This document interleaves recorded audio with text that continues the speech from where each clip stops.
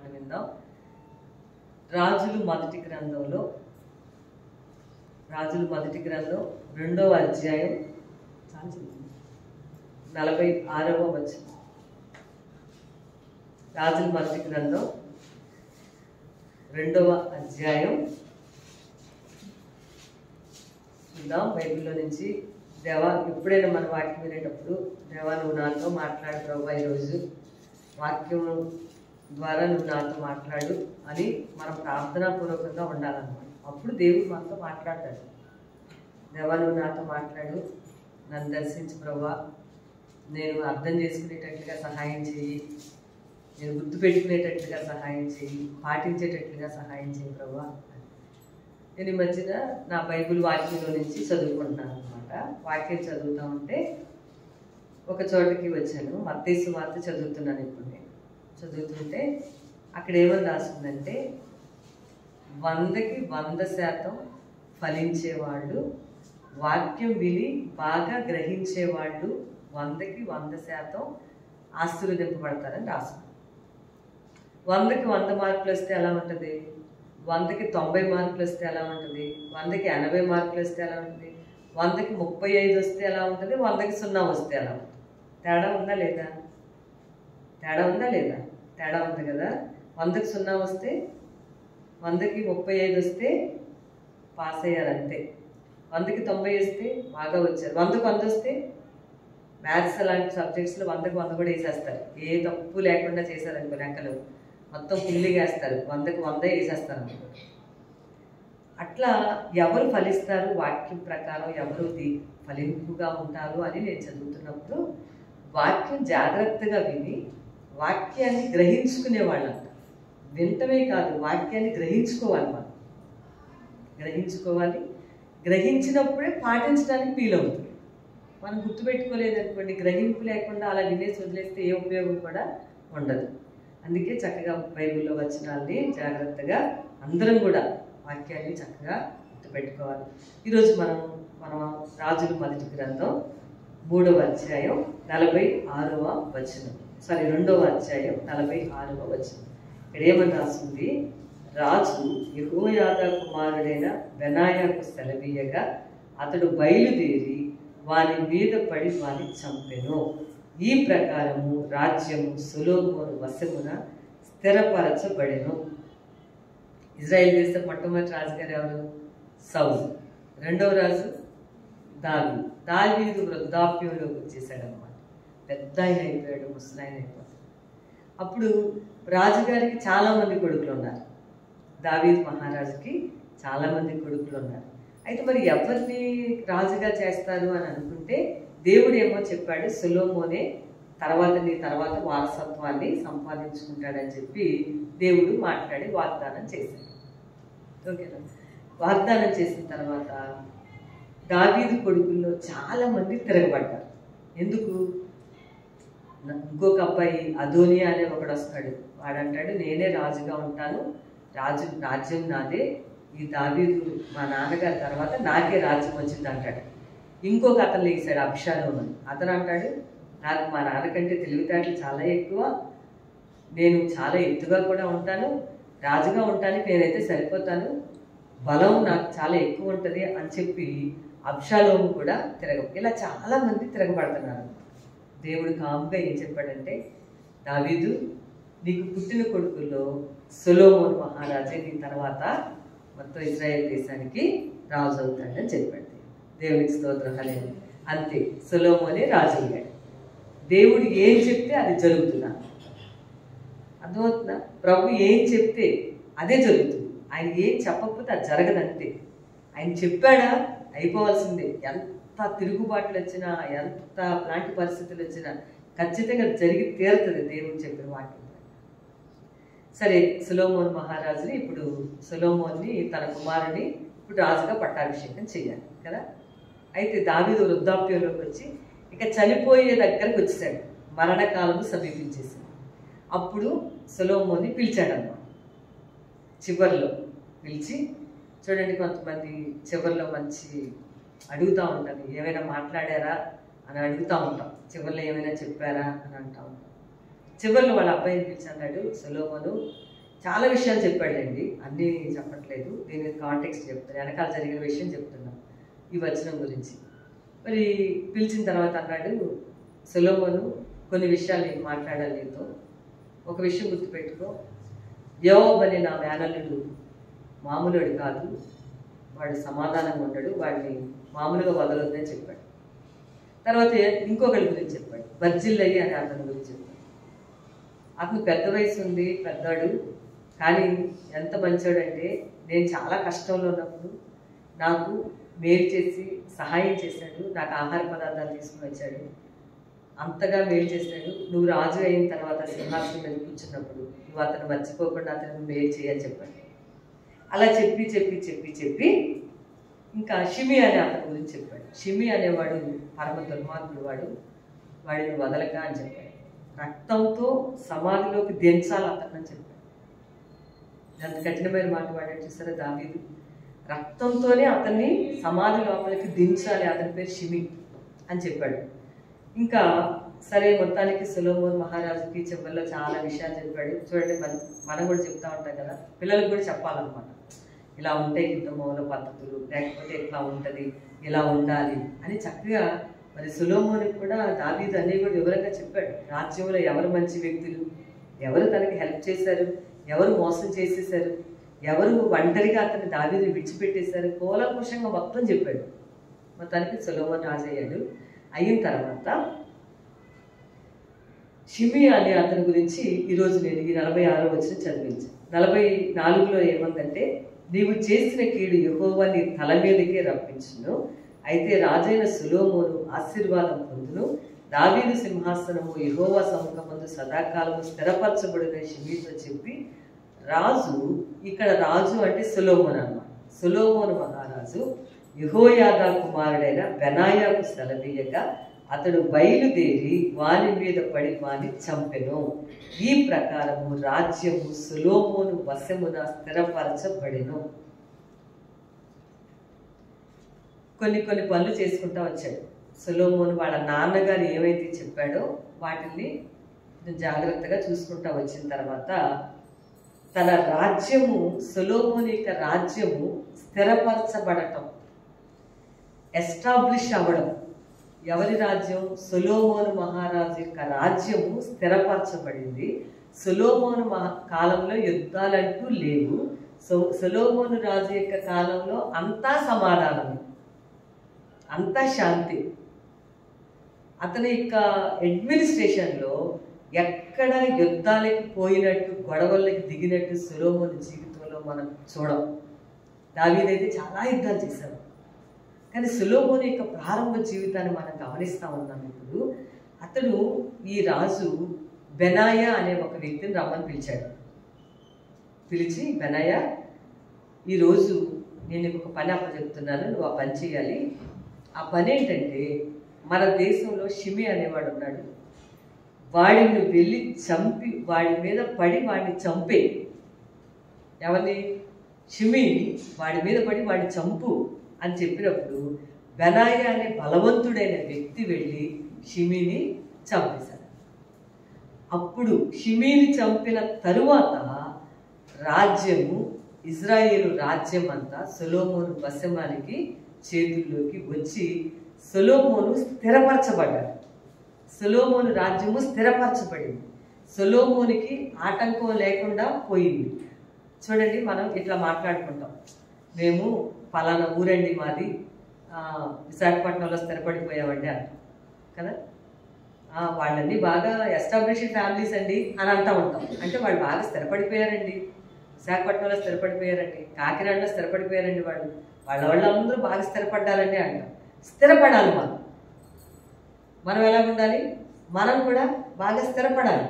వాళ్ళు బాగా స్థిరపడిన కుటుంబాలండి అంటారు. ఇంగ్లీష్లో చక్కటి మాట, ఎస్టాబ్లిష్డ్ ఫ్యామిలీస్ అంటారు. బాగా ఎస్టాబ్లిష్ అయిన కుటుంబాలండి అవన్నీ కూడా అని అన్న మాటలు చాలాసార్లు వింటూ ఉంటాం కదా. మన కుటుంబాలు స్థిరపరచబడాలి, మన పిల్లలు స్థిరపరచబడాలి, ఉద్యోగాల్లో స్థిరపరచబడాలి, మరి కుటుంబ సమాధానంలో స్థిరపరచబడాలి, మనం స్థిరపరచబడాలి.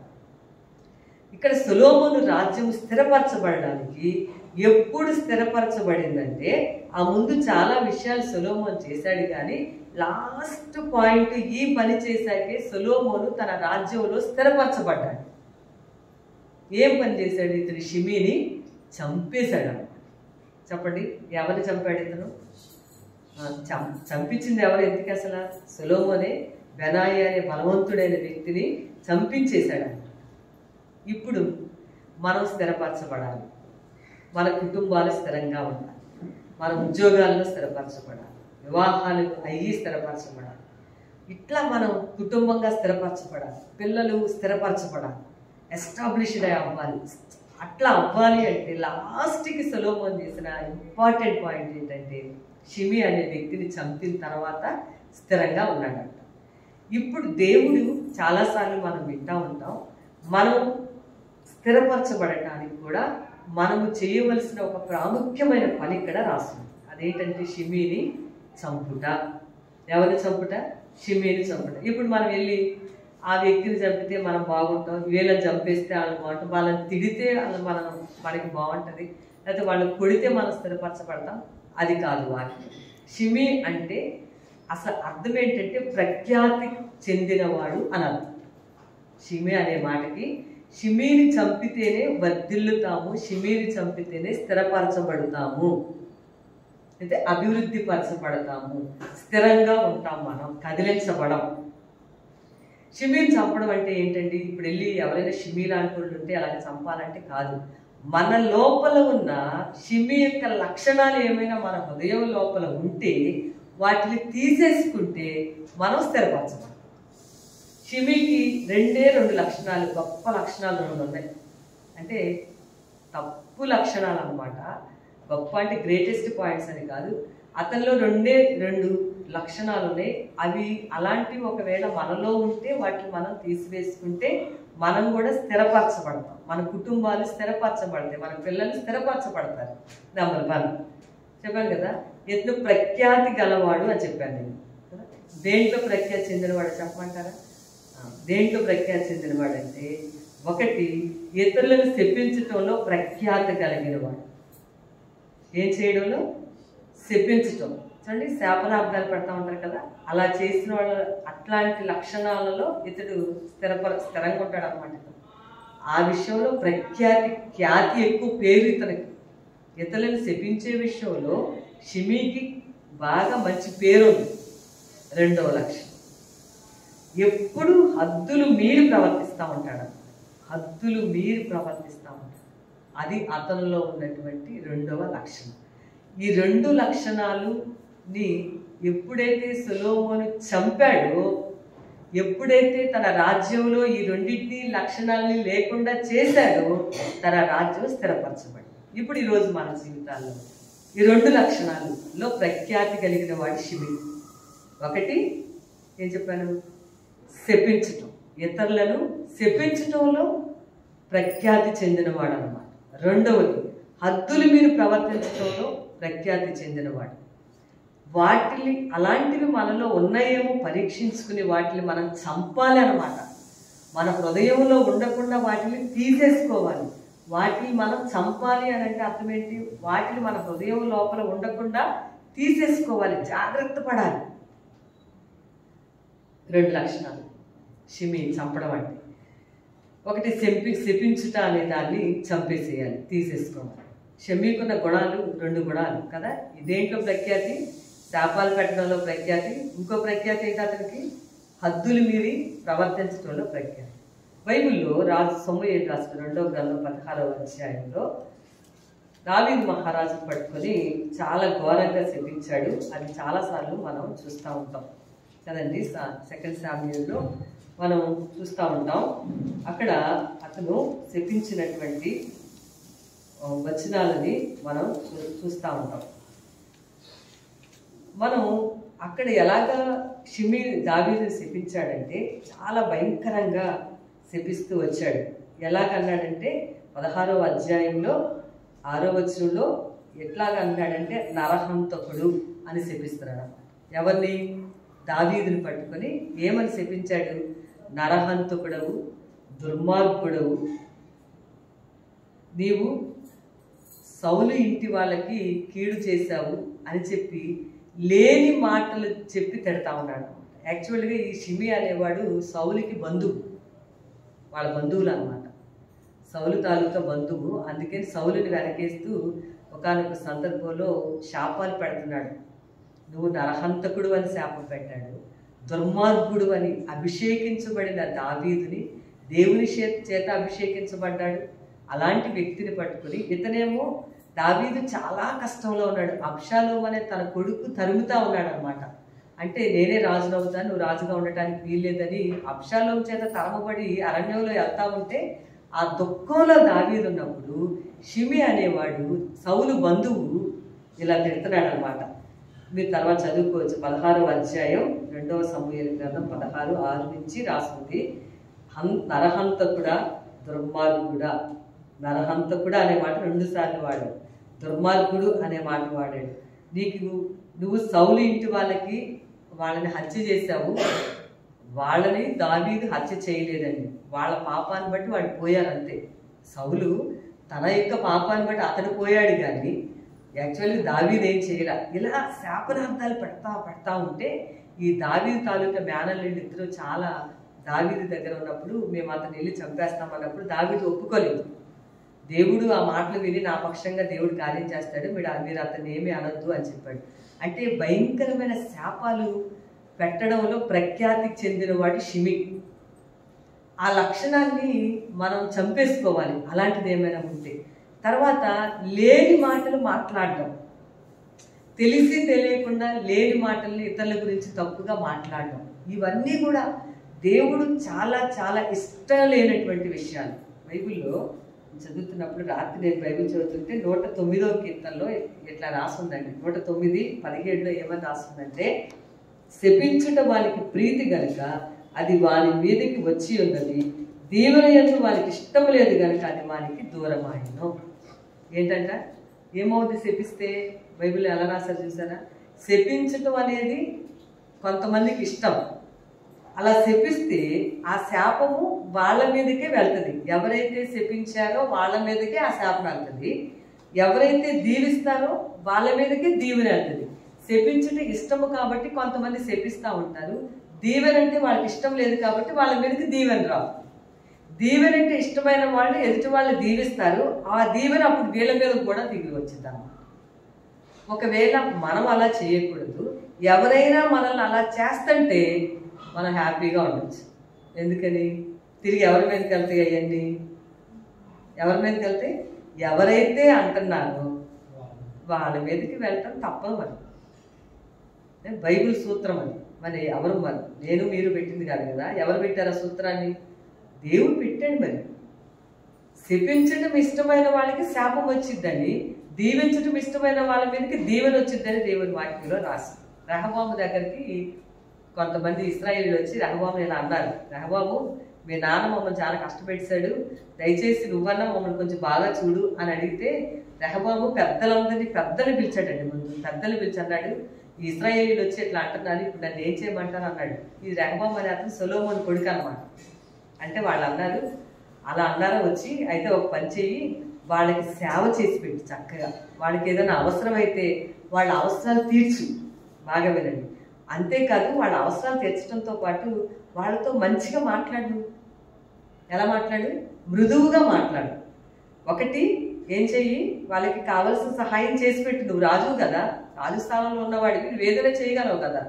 నీకు చెయ్యలేవని ఇప్పుడు నువ్వు చెయ్యొచ్చు, నువ్వు చేసేది ఉంది. నువ్వు ఇజ్రాయేలీకి వాళ్ళకి సహాయం చేసి పెట్టు. తర్వాత మృదువుగా మాట్లాడు, కఠినంగా మాట్లాడు వాళ్ళతో. నువ్వు ఈ 2 పనులు ఎప్పుడైనా సరే మృదువుగా మాట్లాడి వాళ్ళకి సేవ చేసావంటే వాళ్ళ జీవితం అంతా నీకు సేవ చేస్తారని సలహా ఇచ్చారు పెద్దలు. దేవుని స్తోత్రం, హల్లెలూయా.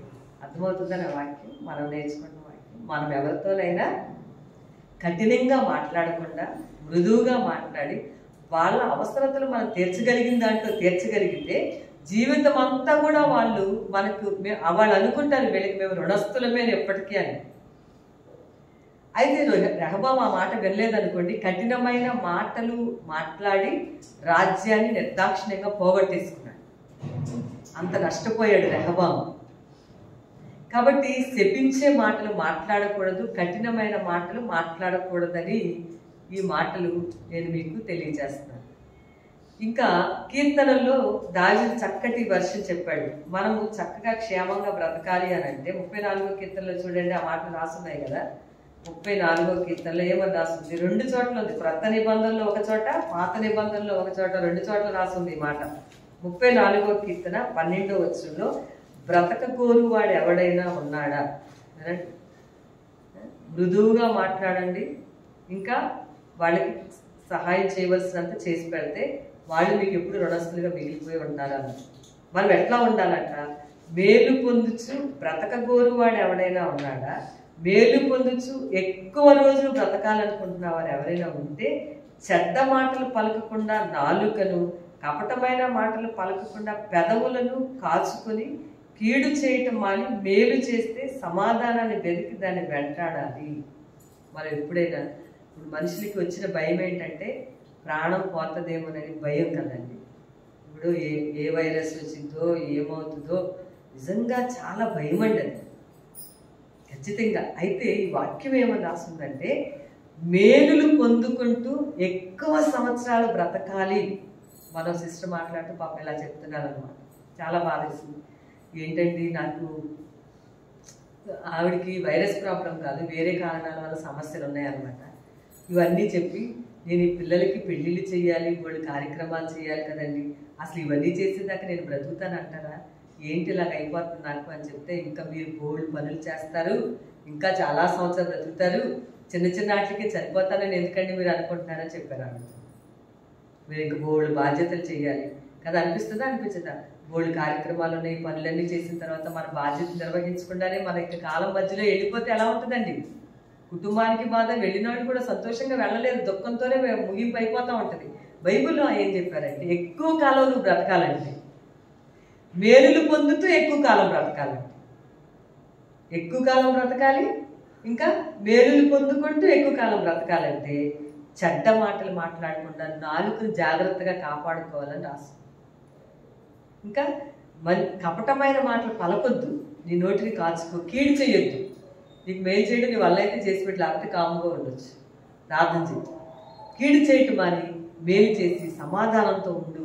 అలాంటి వాళ్ళట ఎక్కువ సంవత్సరాలు బ్రతికి మేలులు పొందుతూ ఉంటారు. ఆ ఒక్క మనిషి మేలు కాదు, వాళ్ళ తరాలకి కూడా దేవుడు మేలుస్తాడు. దేవునికి స్తోత్రం, హల్లెలూయా.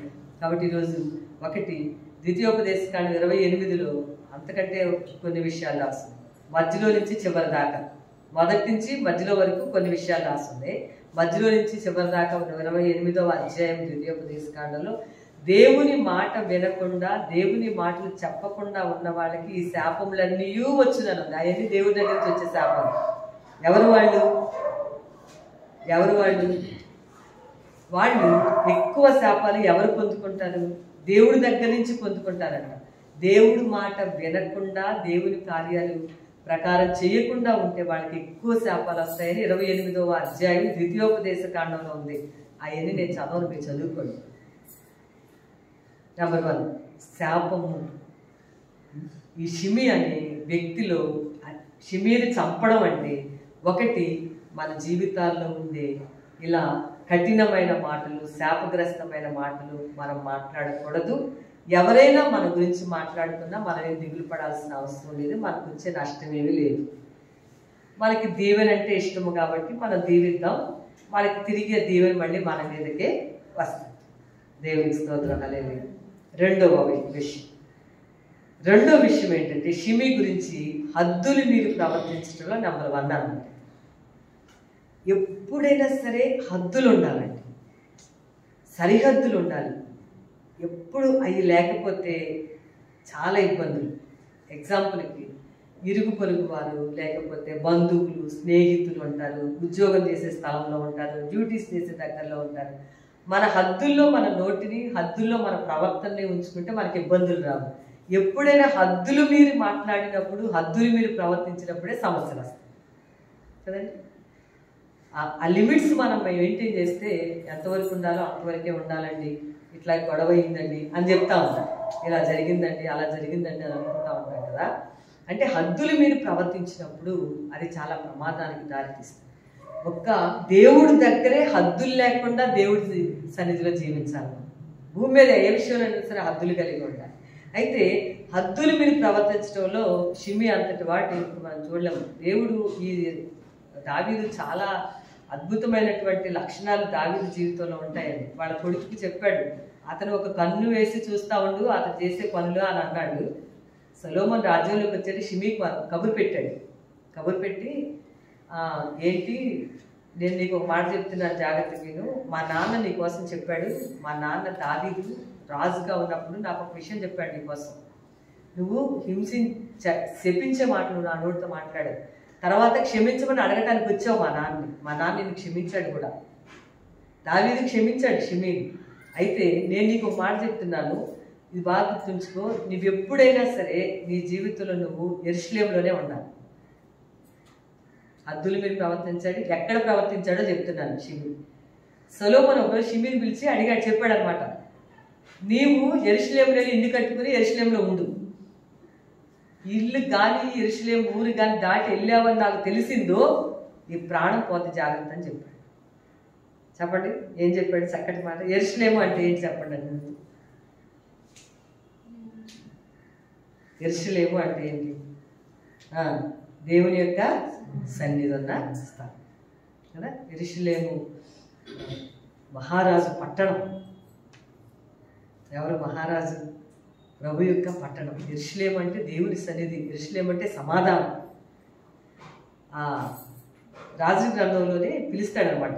మొదటి రాజు గ్రంథంలో ఇతను పిలిచి చెప్పాడు, గట్టిగా చెప్తున్నాను నీకు షిమి, క్షమించమని అడిగావు మా నాన్నని, బతికిపోయావు ఆ రోజున. ఈసారి మాత్రం నిన్ను వదలను నేను. నీకు లాస్ట్ ఛాన్స్ ఏంటంటే నువ్వు ఎంతకాలం ఈ భూమి మీద బ్రతుకుతావో అంతకాలం నువ్వు ఖచ్చితంగా నువ్వు యెరూషలేములోనే ఇల్లు కట్టుకో. అప్పుడు ఇల్లు ఎక్కడ కట్టుకోవాలి మనం?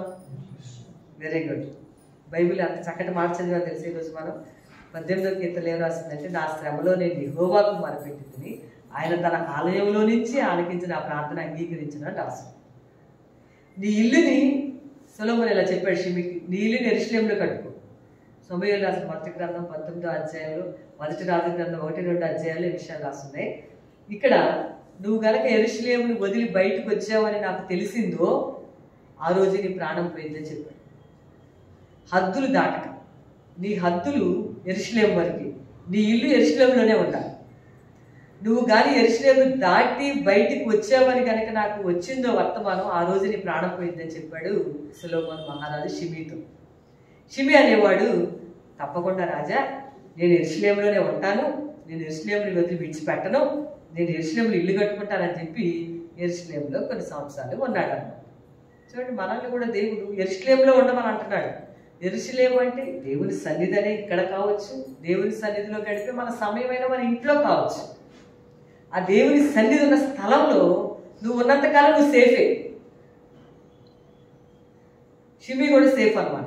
షిమికి అదే చెప్పాడు, నువ్వు సేఫ్గా ఉంటావు, యెరూషలేములో ఉంటేనే నీకు సేఫ్. నీకు క్షేమం ఎప్పుడంటే నువ్వు యెరూషలేములో ఉన్నప్పుడే క్షేమం, లేదంటే నీకు క్షేమం లేదు. షిమి, నువ్వు నాకు కానీ తెలిసింది అనుకో యెరూషలేములో వదిలేళ్ళావని నీ ప్రాణం అప్పుడే పోద్దని చెప్పాడు. అలాగేనండి, నేను అసలు యెరూషలేమునే వదిలిపెట్టండి, నేను యెరూషలేములో ఇల్లు కట్టుకుని ఇంకా అక్కడ స్థిరంగా ఉంటానని మనం కూడా తీర్మానాలు చేసుకుంటుంటాం కదా. శుక్రవారం ఉపవాసం ఉంటాను, ప్రార్థన చేసుకుంటాను, ఆదివారం ప్రార్థనే మాను, ఈ 2022 అంతా కూడా చాలా బాగా ఎక్కువ భక్తి చెయ్యాలి, ఈ రోజుకి ప్రార్థన చేసుకోవాలని అన్నట్టుగా షిమి అంతటోడు కూడా చెప్పాడు. నేను ఎంతటోడో మీకు తెలియదండి, మీరు చెప్పినట్టుగానే ఉంటాను, నేను యెరూషలేమును వదలను. ఒకరోజు ఏం చేశాడంటే యెరూషలేమును వదిలి బయటికి వెళ్ళాడు. కారణం ఏదైనా కావచ్చు, కారణం కూడా రాసిన బైబిల్, అదంతా నేను చెప్పట్లేదు. కారణం ఏదైనా కావచ్చు, వదిలేశాడు. యెరూషలేమును వదిలి బయటికి వెళ్ళాడు అంతే. బయటికి వెళ్ళిన మరుక్షణం బెనయాన్ని పిలిచాడు. ఎవరు? సొలొమోను పిలిచన్నాడు, వెళ్ళి ఆ షిమి అని వాడిని చంపి రమ్మన్నాడు. నేను వాడికి చెప్పిన మాట ఏంటంటే, నువ్వు యెరూషలేములో ఉన్నంతకాలం బ్రతుకుతావని చెప్తే యెరూషలేమును విడిచి వాడికి భయం లేకుండా బయటికి వెళ్ళాడని నాకు వార్త వచ్చింది. నా దగ్గరకు వచ్చి వార్త చెప్పారు, కాబట్టి నువ్వు అర్జెంట్కి వెళ్ళి వాడిని చంపమంటే బెనాయా అనే బలవంతుడు వెళ్ళి షిమిని చంపేశాడు. దేవుని బిడ్డలారా, నిజంగా నేను మీకు ప్రేమతో చెప్తున్నాను, ఈ విషయం ఖచ్చితంగా మీరు బాగా గుర్తుపెట్టుకోవాలి. యెరూషలేములోనే మనకు క్షేమం. దేవునికి స్తోత్రం, హల్లెలూయా. యెరూషలేమును ప్రేమించు వారు వర్ధిల్లుదురు, దేవుని సన్నిధిని, దేవుని సహవాసాన్ని ప్రేమించేవారు వర్ధిల్లుదు. మనం దేవుని సన్నిధి మన గృహాల్లో, దేవుని సన్నిధి మన దేవుని మందిరంలో, దేవుని సన్నిధి మనం ఉన్న చోట మనం ఎప్పుడు కూడా ఈ మధ్యన మొదటి ఒక 4-5 రోజులు, ఒక వారం క్రితం ఒక 4 రోజులు ఏదో చిన్న ఒక 5 నిమిషాల ప్రార్థన ఆమెను, సాయంత్రం రాత్రికి గృహ ప్రార్థన ఆమెను అని చెప్పి చేసుకుంటున్నాను నేను. ఒక వారం క్రితం రకరకాల బాధ్యతలు పనులు ఇట్లా అనుకుంటే ఒకరోజు వాక్యం పెట్టుకుని, ప్రతిరోజు వాక్యం అక్కడ పెట్టుకుని వంట చేస్తూ ఉంటాను అన్నమాట. ఆ టైం అంతా 2-3 మెసేజ్లు అందరే విన్నా. నేను ఒక 2-3 ఉంటారు, వాళ్ళ ఎవరికి వింటా. ఆ సెల్ మీద మెసేజ్ వస్తూ ఉంటుంటే ఆయన చెప్తున్నారు, యేసు ప్రభు అంత తీరిక లేకుండా ఇంకా నువ్వు లేవు అర్జెంటుగా. అప్పుడు దేవుడు నాకు మాట్లాడుతున్నాడు అనమాట. యేసు ప్రభుకి లేనంత, ఆయనకి లేనంత తీరిక లేనంతగా నువ్వు ఇంకా రాలేదు, కాబట్టి నువ్వు ప్రార్థన విషయంలో నిర్లక్ష్యం చేసినట్లయితే నీవు చాలా నష్టపోవాల్సి ఉంటుందని దేవుని సేవకుడు ఒక ఆయన మాట్లాడుతున్నాడు. నాకు ఎంత భయం వేసిందంటే, ఉదయం ప్రార్థనలు, సాయంత్రం ప్రార్థనలు, గృహ ప్రార్థన, మేము ఇంట్లో ప్రార్థనలు అన్నీ అవుతున్నాయి, కానీ నాకు చాలా భయం వేసింది. ఆ రోజు నుంచి ముందు ఎక్కడెక్కడ పడేసి ప్రార్థనలు చేసుకుని వచ్చాక అప్పుడు నా పనులు చేసుకుని ఎంత బాగుందో తెలుసా. యెరూషలేములోనే ఉంటే నువ్వు బ్రతుకుతావు, యెరూషలేములో నుంచి బయటికి వెళ్తే బ్రతకవు, నువ్వు వెళ్ళకు అని చెప్తే సరే అన్నట్టుగా అని కొన్ని సంవత్సరాలు ఉండి యెరూషలేములో తర్వాత పారిపోయాడు అనమాట. మనం కూడా చాలాసార్లు ఉంటాము అని అంటాము కానీ ఉండం, చేస్తాము అని 4 రోజులు చేస్తాము కానీ 5వ రోజు ఇంకా చెయ్యం. అప్పుడు ప్రేయర్ చేస్తా మొదలుపెట్టాక అప్పుడు అద్భుతమైన విడుదల కలగటం మొదలుపెట్టింది. కాబట్టి ఈరోజు మన జీవితాల్లో యెరూషలేములో ఉన్నంత కాలమే మనం సేఫ్గా ఉంటాం. అంటే దేవుని సన్నిధిలో ప్రార్థన చేసుకోవాలి, శోధనలో ప్రవేశించకుండా, కీడులోకి వెళ్లకుండా ప్రార్థన చేసుకోవాలి. ఇవి గనక లేకపోతే యెరూషలేమును ప్రేమించేవారంటే యెరూషలేములో ఉండేవారు వర్ధిల్లుదురు. ఈ విధంగా తప్ప వేరొక కోణంలో మనం వర్ధిల్లలేమండి. అలా మేము ఉంటున్నాం కదండి అంటే ఇంకా పెంచాలన్నమాట. అందరూ ఉంటారు, అయితే ఇంకా స్థాయి పెరగాలన్నమాట. యెరూషలేములో ఉండే స్థాయి అంటే ప్రార్థించే విషయం కానివ్వండి, మనం ప్రార్థన చేసి మన శ్రమలో మొరపెట్టినప్పుడల్లా దేవుడు మన ప్రార్థనలు ఆలకిస్తాడు. దేవుని స్తోత్రం. ఆయన ఆలయంలో నుంచి ఎవరండి ఇశ్రాయేలు మొరపెట్టి వాళ్ళ మూలుగులు విన్నానన్నాడండి దేవుడు. ఏం విన్నాడంట? మూలుగులతో ప్రార్థన చేస్తుంటే ఎంత దుఃఖం తట్టుకోలేని పరిస్థితులు వస్తూ ఉంటాయి కదా, మూలుగుతా నోటి మాట కూడా మాట్లాడలేనంత మూలుగులతో ప్రార్థన చేస్తే ఆ మూలుగు కూడా నాకు వినిపించింది అంటున్నాడు దేవుడు. కాబట్టి ఇక్కడ ఎప్పుడైతే బయటికి వెళ్ళిపోయాడో షిమి, నిర్దాక్షిణ్యంగా బెనాయా వెళ్ళి సొలొమోను మహారాజు చెప్పిన మాట ప్రకారం షిమిని చంపేశారు. కాబట్టి ఈరోజు మన యొక్క హృదయాలలో 2 మాటలు చెప్తున్నాను. ఒకటి, మరి ఇంకా హద్దులు మీరటంలో షిమి హద్దులు మీరాడు. ఉజ్జియా అనే రాజు హద్దులు మీరి కుష్టి వ్యాధి తెచ్చుకున్నాడు. సౌలు అనే రాజు హద్దులు మీరి రాజ్యాన్ని పోగొట్టుకున్నాడు. బెల్షస్సర్ అనే రాజు దేవుని ఆలయంలో ఉన్న పాత్రలతో తాగి హద్దులు మీరి రాజ్యాన్ని పోగొట్టుకున్నాడు. హద్దులు మీరి ప్రవర్తించి వాళ్ళ నష్టాన్ని తెచ్చుకున్నాడు. ఈరోజు మన జీవితాల్లో మనం బాగా స్థిరపరచబడాలనేది దేవుని చిత్తం. అయితే ఆ చిత్తంలో నుంచి మనం బయటికి రాకూడదని ఈరోజు ప్రేమతో నేను మీకు తెలియజేస్తాను. ఒకటి, శపించకూడదు. మనం అనేక దినాలు సుఖంగా బ్రతకాలంటే మంచి మాటలు నోట్లో నుంచి రావాలి, దీవెనకరమైన మాటలు మాట్లాడాలి. అప్పుడు అవి మళ్ళీ నీ మీదకి తిరిగి వస్తాయి. వాళ్ళు దీవించబడతారు, నువ్వు దీవించబడతావు. ఎవరైనా అన్యాయంగా ఉంటే వాటిని పట్టించుకోవద్దు, అవి మన మీదకి రావు. రెండో విషయం, హద్దులు మీరు ప్రవర్తించకూడదు. ఎవరితోనైనా మాట్లాడినప్పుడు జాగ్రత్తగా మాట్లాడు. ఎవరితోనైనా ఉన్నప్పుడు ఎంతవరకు ఉండాలో అంత, ఎంత స్నేహం చేసేటప్పుడు ఇతరులతో ఎంతవరకు స్నేహం చేయాలో అంతవరకే స్నేహం చేయాలి. ఆ స్నేహ సంబంధాలు కూడా, లేకపోతే స్త్రీలు, పురుషులు, పిల్లలు, కాలేజీలో చదువుకునే పిల్లలు, ఆడపిల్లలు, మగపిల్లలతో ఫ్రెండ్షిప్స్ ఎంతవరకు ఉంటే అంతవరకే. ఎక్కువ ఫ్రెండ్షిప్స్లోకి వెళ్ళకూడదు. హద్దులు దాటితే ఎంత ప్రమాదమో చెప్పలేము. ఇప్పుడైతే చెప్పడానికి సమయం లేదు, కానీ అలా దాటి జీవితాలను పోగొట్టుకున్న వాళ్ళు ఎంతోమంది సాక్ష్యాలు నేను చెప్పగలను. కాబట్టి ఈరోజు ఈ రెండింటిని చంపితే మనం స్థిరపరచబడతామంటున్నాడు దేవుడు. కాబట్టి ఈరోజు ఇలాంటి లక్షణాలు ఏమైనా ఉంటే దేవుని సన్నిధిలో నుంచి మన హృదయాల నుంచి ప్రభువా వీటిలో నుంచి తీసివేసుకునే శక్తి నీవు, నా నోటి మాటలు సరిగ్గా ఉండేటట్టుగా, మృదువుగా ఉండేటట్లుగా, ఇతరులకు మేలు చేసేటట్లుగా, హద్దులు మేరకుండా నా మాటలు జాగ్రత్తగా, నా ప్రవర్తన జాగ్రత్తగా ఉంచుకునే కృప దయచేయమని దేవుడి సహాయంతో మనం ఈ సంవత్సరంలో ముందుకు. ఇవి చేసినప్పుడు మనం స్థిరపరుస్తాడు ఈ సంవత్సరంలో దేవుడు. మన దేవుని స్తోత్రం, హల్లెలూయా. దేవుడికి స్థిరపరచడం అంటే ఇష్టం అండి, నిజంగా ఇష్టం. దేవుడు సృష్టి చేసినప్పుడే ఆశీర్వదింపబడతారని చెప్పాడు. ఈరోజు మనం పోస్ట్ చేసిన వాక్యం ఏంటి తెలుసా? విలాప వాక్యాల్లో 3:23 చదివి ఈ ప్రసంగాన్ని నేను ముగిస్తాను. మనల్ని స్థిరపరచడం దేవుని చిత్తం, మనం అభివృద్ధి చెందటం దేవుని చిత్తం, మనం అందుకు యేసు ప్రభు మనం ఆర్థికంగా కూడా అభివృద్ధి చెందడం దేవుని చిత్తం. అందుకే దేవుడు సిలువలో తన రక్తాన్ని కాచి తన ప్రాణాన్ని పెట్టారండి ఆయన. మనం మంచిగా ఇల్లు కట్టుకోవాలి, మంచిగా ఇల్లు ఉండాలి, పిల్లలు వర్ధిల్లాలి, చదువులు చదువుకోవాలి, పెద్ద పెద్ద స్థాయిలోకి వెళ్ళాలి, ఆత్మలో దీవించబడాలి, అన్ని విషయాల్లో ఐశ్వర్యవంతులు అవ్వాలి, ఆత్మీయ జీవితంలో ఐశ్వర్యవంతులు అవ్వాలి, అన్ని విషయాల్లో ఐశ్వర్యవంతులు అవ్వాలి, తన పిల్లలు అన్ని విషయాల్లో వర్ధిల్లాలి, ఇరుకులో విశాలత కలిగి ఉండాలి, ఇబ్బందుల్లో సహాయం ఉండాలి. అది దేవుని చిత్తం. మనల్ని స్థిరపరచడం దేవుని చిత్తం, మనం మంచిగా చూడడం దేవునికి ఇష్టం. 100% దేవునికి ఇష్టం. అది చాలా సంతోషం ఆయనకి. నేను ఈరోజు ఈ వాక్యాన్ని పొద్దున్నే లేచి పెట్టాను. నాకు ఎంత సంతోషం వేసిందంటే 3:23లో ఈ మాట రాస్తుంది. ఏమని రాస్తుంది? అనుదినము 22 నుంచి చదువుతున్నాను. యెహోవా కృపగలవాడు. విలాప వాక్యాలు 3:22. యెహోవా కృపగలవాడు, ఆయన వాత్సల్యత ఎడతెగక నిలిచినది కనుక మనము నిర్మూలము కాకుండా వారు అనుదినము నూతనముగా ఆయనకు వాత్సల్యత పుట్టుచున్నది. నీవు ఎంతైనా నమ్మదగిన వాడవు. దేవునికి స్తోత్రం. హల్లెలూయా. ప్రతిరోజు వినండి నా మాట, ప్రతిరోజు ఉదయకాలంలో దేవుడికి మన మీద నూతన వాత్సల్యత పడుతుందంట. ఇంట్లో 4 పిల్లలు ఉన్నారు అనుకోండి, ఎగ్జాంపుల్కి. 4 మీద ఒకేలాంటి వాత్సల్యత ఉంటుందా? నిజంగా చెప్పండి, ఉండదు. ఎందుకని? బాగా చెప్పిన మాట వినేవాళ్ళంటే ఆ 4లో ఎవరైనా ఒకళ్ళు చెప్పిన మాట విని చెప్పిన పని అంతా చేసి పెడతా ఉంటే, చెప్పిన మాటలు ఆ తల్లిదండ్రులు చెప్పిన మాటలు విని అమ్మకి నాన్నకి సహాయం చేసి పెడతా ఉంటే, ఈ తల్లిదండ్రులు చెప్పిన మాటలు వింటే చేయమని పనుల్లో చేస్తే వాళ్ళంటే ఎక్కువ ఇష్టంగా ఉంటుంది. అది సహజం. మిగిలిన అంటే ఇష్టం లేదని ఏం కాదు, అందరంటే ఇష్టం, కానీ వీళ్ళ మీద ఎక్కువ ఉంటుంది. ఎందుకంటే వాళ్ళు బాగా చేస్తారండి, మా పెద్ద పాప అన్నీ చేసిద్దండి, లేకపోతే మా చిన్న అమ్మాయి అన్నీ చేసి పెట్టిద్దండి, ఇలా అంటామే. దేవుడికి అలా కాదు. ఈ భూమి మీద ఉన్న ప్రతి ఒక్కరి పట్ల ప్రతిరోజు కొత్త రోజు రాగానే కొత్త వాత్సల్యత పోతుందంట. మనం అంటే దేవునికి స్తోత్రం. హల్లెలూయా. కొత్తగా నూతనమైన వాత్సల్యం వచ్చింది. ఎవరి మీద? అందరి మీద. దేవునికి స్తోత్రం. హల్లెలూయా. అనుదినము ప్రతిరోజు నూతనంగా కొత్తగా వాత్సల్యత, ప్రేమ, కృప దేవుడికి పడుతుంది. అందుకే భక్తుడు అంటాడు, నువ్వెంతైనా నమ్మదగిన వాడు బ్రహ్మ అంటాడు. దేవుని స్తోత్రం. హల్లెలూయా. దేవుడు నమ్మదగిన దేవుడు, వాత్సల్యత కలిగిన దేవుడు. తప్పనిసరిగా దేవుడు మనల్ని స్థిరపరుస్తాడు, దేవుడు మనల్ని బలపరుస్తాడు. దేవుడు వాత్సల్యత, మనం ఎప్పుడైనా దిగులుగా ఉన్నప్పుడు ఈ విషయం గుర్తు తెచ్చుకోవాలి. దేవుడికి ప్రతిరోజు నా మీద కొత్తగా వాత్సల్యత పడుతుంది.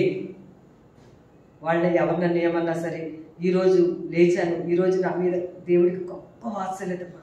కొంతమంది పిల్లలు లేవగానే అన్నది గట్టిగా తిట్టేస్తూ ఉంటాం కదా, తిడతా ఉంటారు. దేవుడికి అలా చేయడు. ఎంత నమ్మదగిన వాడంటే ప్రతిరోజు ఉదయం లేవగానే ఒక్కొక్కరి మీద వాత్సల్యత కురుస్తూ ఉంటుంది. దేవునికి స్తోత్రం. అందుకే ఆయన చెప్పాడు, శాశ్వతమైన ప్రేమతో నేను మిమ్మల్ని ప్రేమిస్తూ విడవకుండా మీ ఎడల కృప చూపిస్తానే ఉన్నాను. దేవుడు కృప చూపించాడు కాబట్టి 2022లోకి వచ్చాము. ఆయన కృప పోతే అర్ధాంతరంగా మన జీవితకాలం మధ్యలో వెళ్ళిపోవాల్సిందేది. ఆయన కృపా వాత్సల్యత అంత గొప్పది. అందుకనే స్థిరపరచబడాలని దేవుని చిత్తం. వాటిని తీసివేసుకుంటే దేవుడు మనం స్థిరపరుస్తాడు, బలపరుస్తాడు. అటువంటి దీవెన మన అందరికీ కలుగును గాక. దేవుడి మాటలు ఆశీర్వదించు. ఆమేన్.